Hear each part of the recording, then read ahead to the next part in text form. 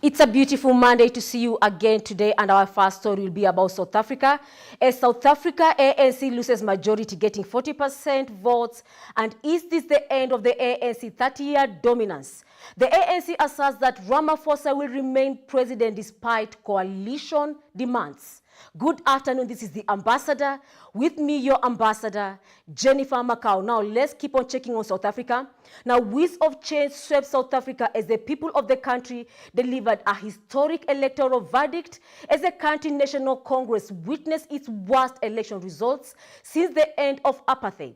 There was a catastrophic drop in votes for the ANC in the 2024 general election, through the ANC party receiving 40.18% of votes of the national vote in Wednesday's election, a short of a majority, losing its 3-year decade-old absolute majority for the first time since the end of apartheid in 1994. The once dominant party will now need to make deal with other parties to form a coalition government. The Democratic Alliance will be the second largest party in the National Africa Congress to be able to form this alliance that will be able to bring South Africa. President Jacob Zuma MK party stood the third with 14.59% votes, and Julius Malema EFF received around 9.5% of votes. And also the African National Congress ANC family stated that President Cyril Ramaphosa would not step down to meet demands from the potential coalition partners, and announced that came as the ANC grapples with the forming electoral African First National Coalition, as the government is following a catastrophic election loss that ends its 30-year majority rule. In the ANC leadership initial public response to the electoral results, there is more. Anywhere in the world, in any election, is the most sensitive part of the election management. And in this regard, the Commission is mindful that all electoral stakeholders must remain confident in the integrity of the results management process as a whole. The Commission is pleased to indicate that the result systems have remained functional and uncompromised throughout the current results compilation process. Start trouble when there is no trouble.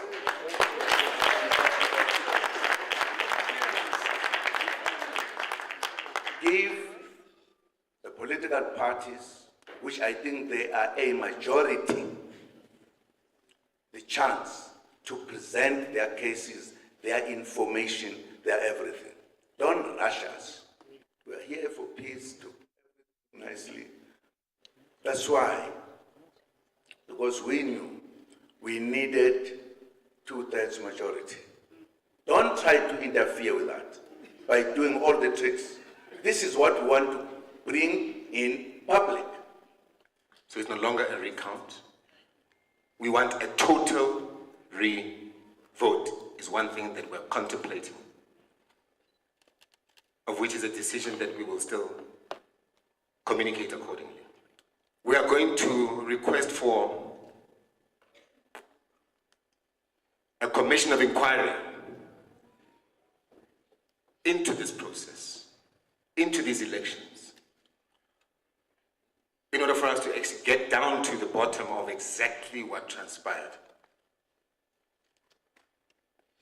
And we are going to push for that. Gone are the days when people are going to rig the future of the. If you come to us with a demand that Ramaphosa must step down as a president, that is not going to happen. We've got no such mandate. We are not going to engage with political parties on the basis that we don't want to talk to Soros. We're not going to do that. The African National Congress commends the people of South Africa for once again demonstrating the strength and vibrancy of our democracy. While we still await the formal announcement of results by the IEC, it is clear that the ANC has won most votes and remains the most popular party in South Africa. While the ANC has won the most votes in this election, the results show a significant decline in the ANC support from previous elections. While there are several factors that have contributed to the decline in support, the results send a clear message to the ANC. We wish to assure the people of South Africa that we have heard them. We have heard their concerns, their frustrations.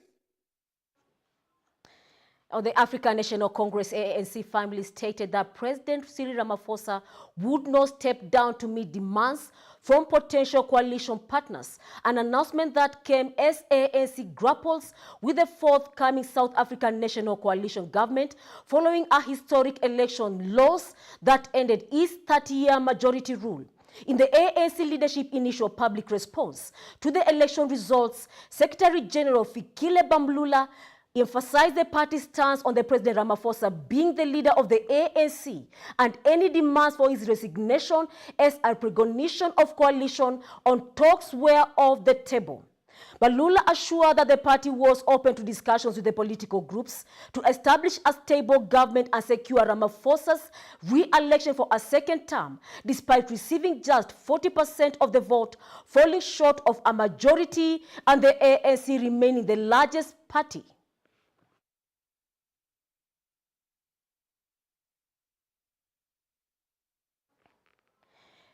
Two main labor unions in Nigeria have declared an indefinite strike from the Monday over what they termed as a disagreement on the new minimum wage with the government.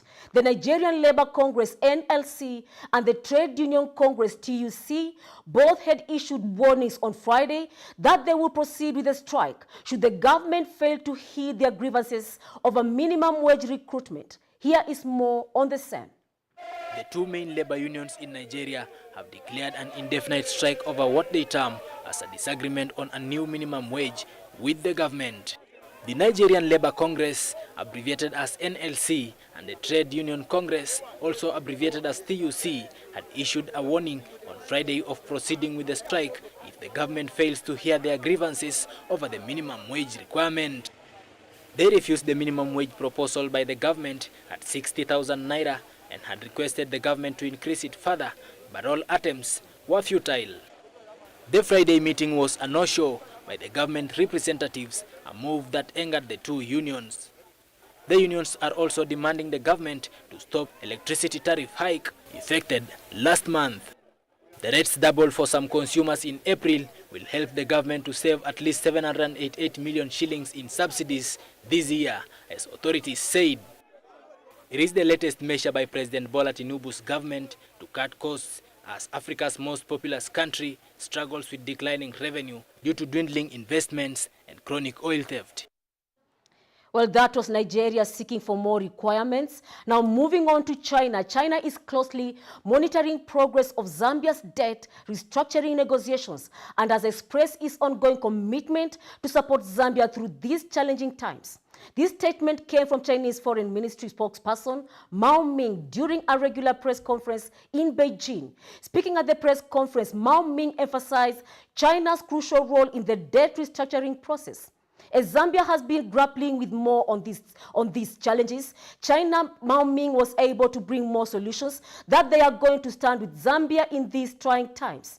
This substantial deal last year addressed over $6 billion bilateral lenders. The country still faces nearly $7 billion unresolved. This remaining debt is all to rain holders and commercial banks, presenting ongoing challenges for Zambia economic stability.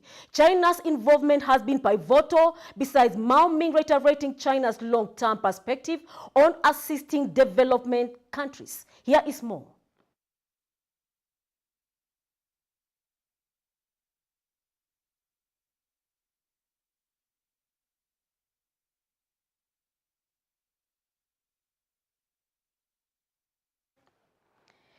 And in the heart of Goma, a city in North Kivu province of the Democratic Republic of Congo, dozens of women gather daily at the public fountains and their empty jerry cans at hand, waiting for hours to fetch drinking water for their families. The city water shortage crisis has reached a critical point as its aging water adduction system now struggles to meet the demands of a rapidly growing population swelled by displaced people fleeing ongoing conflict. Here is more.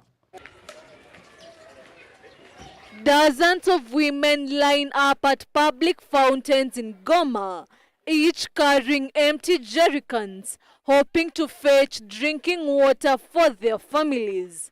The wait, however, can last several hours. We don't know if the water distribution company is waiting for the new government to come out so that they can give us water. We wonder. The sun is strong. The displaced people have become numerous. There's no water. Look, the water that is here is going to be turned off soon. We arrive here at 11 p.m. and leave here at 10 a.m. We don't know what we're supposed to do. The city has been hit by severe water shortage as its aging water adduction system struggles to cope up with the rapidly growing population. This increase is driven by both natural growth and significant influx of displaced people fleeing conflict in the region. The population has voiced growing complaints over the lack of water. I'm a water vendor from the Lusange-Himbi axis. I came to draw water because the water no longer flows in our taps. So we organize ourselves in order to help out families in the neighborhoods we bring water to, and they pay us a little. Water agency officials are acutely aware of the issue in the city of nearly 1 million residents. Given the city's development and the overpopulation due to people coming from everywhere to flee the war, Goma needs a sufficient quantity of water to solve the problem of lack of water. In response to the crisis, the committee has funded a construction project aimed at increasing Goma's water supply. The project, valued at $1 million, commenced a few weeks ago and is expected to be completed within a few months. There were complaints from the population which were registered either with the water agency and even some that reached us at the ICRC, which led us to assess the water supply system itself and find ways of resolving them. That's why the ICRC has invested in finding a solution to the water supply issue in this area. Residents of Goma who have endured long waits and harsh conditions are hopeful that the new project will bring much needed relief and restore regular access to clean drinking water. Chile on Saturday announced its support for South Africa's lawsuit against Israel at the International Court of Justice in The Hague, a grievance filed under the UN Genocide Convention accusing Israel of committing genocide during its military operation in Gaza. In a lengthy address to the National Congress in Valparaiso, Chilean President Gabriel Boric confirmed the decision to back South Africa's case, stating Chile would join and support South Africa's case against Israel and the International Court in The Hague within the scope of the Convention of Genocide, same time directing the Ministry of the Foreign Affairs to prepare a brief with the Chile's arguments on the matter. This move comes amid growing international criticism on Israel actions in Gaza, especially the intensified military focus on Rafah. 3 European countries recently recognized Palestinian state, while the chief prosecutor of another international court requested arrest warrants for the Israeli and the Hamas leaders. Here is more. El caso que presentó I decided that Chile will be a party to and support the case that South Africa presented against Israel before the International Court of Justice in The Hague within the scope of the UN Convention on Genocide. I have ordered the Ministry of Foreign Affairs teams to prepare a brief with our arguments on this subject.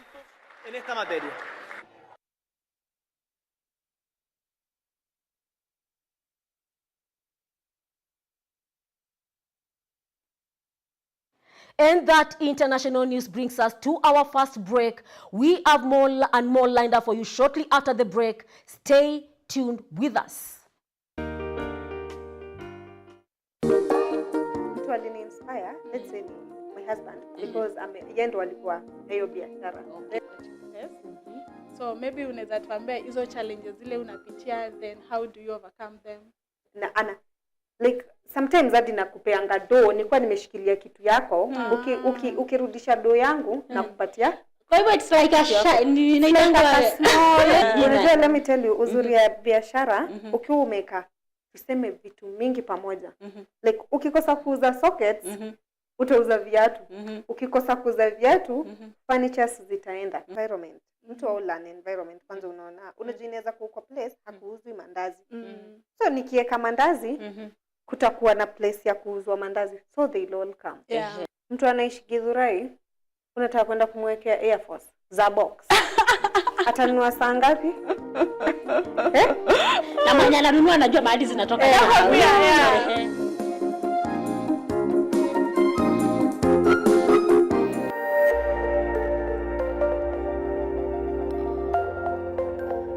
Everywhere, GBS. In an impassioned address in the New York on Friday, former United States President Donald Trump asserted that the nation had become a fascist state and vowed to appeal his recent convictions in the Hush Money trial. Trump, who has been critical on the judicial process, also attacked Judge Juan Merchan and the President of the United States, Joe Biden, during his speech. Judge Merchan had issued a gag order preventing Trump from discussing witnesses, jurors, and other involved in the case. Trump has been fined $10,000 for violating this order through social media posts and public sentiments, maintaining that the trial and the related legal actions were politically motivated and that the $130,000 payment to the adult film actress Stormy Daniels was a totally legal and a non-disclosure agreement. On Thursday, a New York jury found Trump guilty on all 34 counts of falsifying business records and related to the alleged payment to Daniels before 2016 elections. Here is more. I'm under a gag order, nasty gag order, where I've had to pay thousands of dollars in penalties and fines and was threatened with jail. Think of it, I'm the leading candidate. I'm leading Biden by a lot, and I'm leading the Republicans to the point where that's over. So I'm the leading person for president, and I'm under a gag order by a man that can't put two sentences together, given by a court, and they are in total conjunction with the White House and the DOJ, just so you understand. This is all done by Biden and his people. And maybe his people more importantly. I don't know if Biden knows too much about it, because I don't know if he knows about anything. Nobody's ever seen anything like it. So we have a judge who's highly conflicted. You know what the confliction is. Nobody wants to write about it, and I'm not allowed to talk about it. If I do, he said, I get put in jail. So we'll play that game a little bit longer. We won't talk about it, but you're allowed to talk about it. I hope you do, because there's never been anybody so conflicted as this. You saw what happened to some of the witnesses that were on our side. They were literally crucified by this man who looks like an angel, but he's really a devil. He looks so nice and soft. People say, oh, he seems like such a nice man. No, unless you saw him in action. And you saw that with a certain witness that went through hell. Crime is rampant in New York. Yesterday in McDonald's, you had a man hitting him up with machetes, a machete. Whoever can imagine even a machete being wielded in a store, in a place where they're eating, and he's going rampant. And Bragg is down watching a trial on what they call crimes. I would have testified. I wanted to testify. The theory is you never testify, because as soon as you testify, anybody, if it were George Washington, don't testify, because they'll get you on something that you said slightly wrong, and then they sue you for perjury. But I didn't care about that. I wanted to. But the judge allowed them to go into everything that I was ever involved in, not this case, everything that I was ever involved in, which is a first. In other words, you could go into every single thing that I ever did. Was he a bad boy here? Was he a bad boy there? I just see a poll just came out, the Daily Mail. That was the first one, came out, was done last night right after the verdict, where I'm up 6 points. 6 points from what we already were. We were leading fairly substantially. We're up 6 points in the Daily Mail poll. Now, maybe other polls come out and it says something differently. But a lot of people have predicted it because the public understands, and they understand what's going on. This man was told you're going to get 15 years in jail if you don't give up Trump. And he was told that. You're going to get 15 years in jail. And he made a plea deal because he didn't want to spend the rest of his life. And he was told that viciously. We're living in a fascist state. He was told that viciously. So you can go to jail for 4 months, 5 months, or you can get 15 years in jail. So do a plea. Almost who wouldn't do that plea? Everyone does those pleas. It's a horrible thing. There's a whole group of lawyers that fight that. It's so unfair. It's so unfair. But they destroyed his life. Every company has non-disclosure agreements. Ukrainian President Volodymyr Zelensky has recently called on the world leaders to join a summit focused on Ukraine's future. During his speech at the Singapore Asia Security Summit, he emphasized on the critical need for international support and collaboration to address the ongoing crisis in his country, while during the summit he also held significant talks with the U.S. Defense Secretary Lloyd Austin discussing strategic military aid and security cooperation. This summit highlighted the global efforts to stabilize Ukraine and reinforce international security framework as well. Here is more.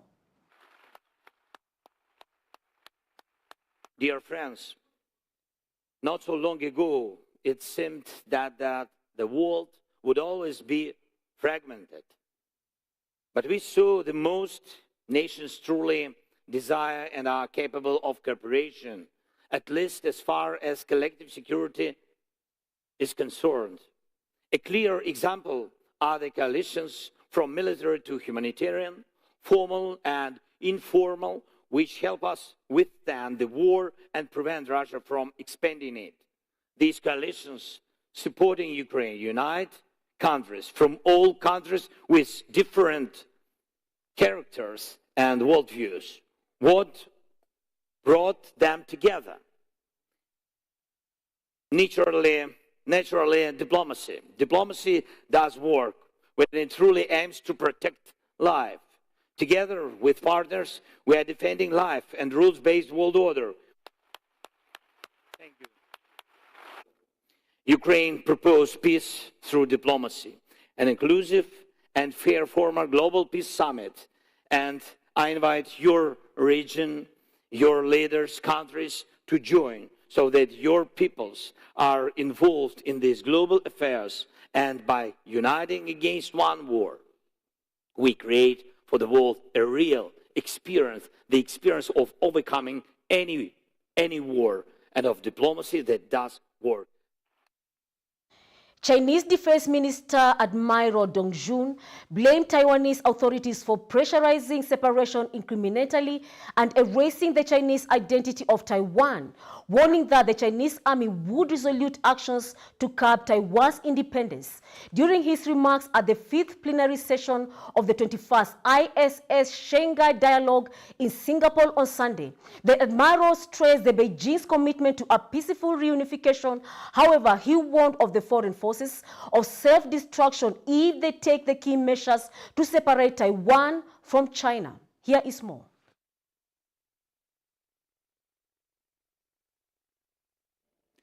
The Taiwan question is at the core of China's core interests. And the One China principle has long become a universally recognized norm governing international relations. But what we are seeing now is that the DPP authorities in Taiwan are pursuing separation in an incremental way. They are bent on erasing the Chinese identity of Taiwan and severing social, historical, and cultural links across the Taiwan Strait.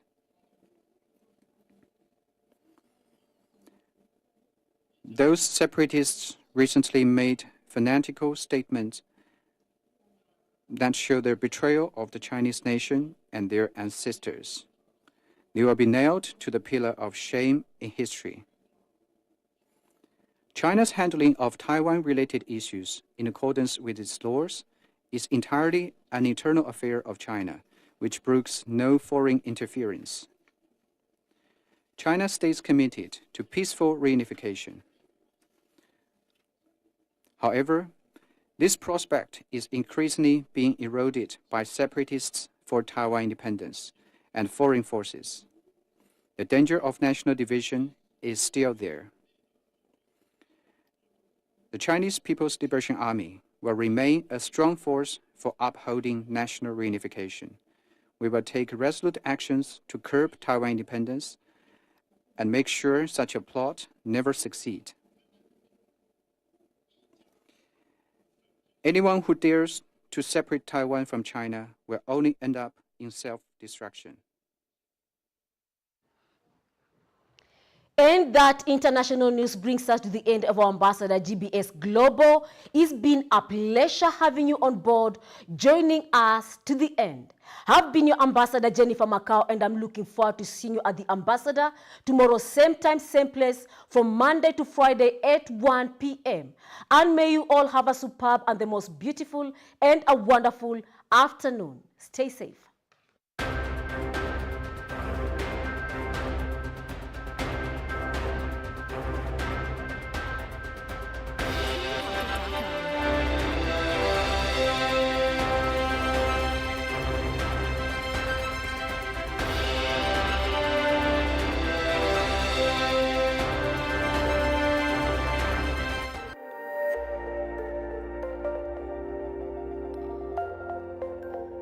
Everywhere, GBS.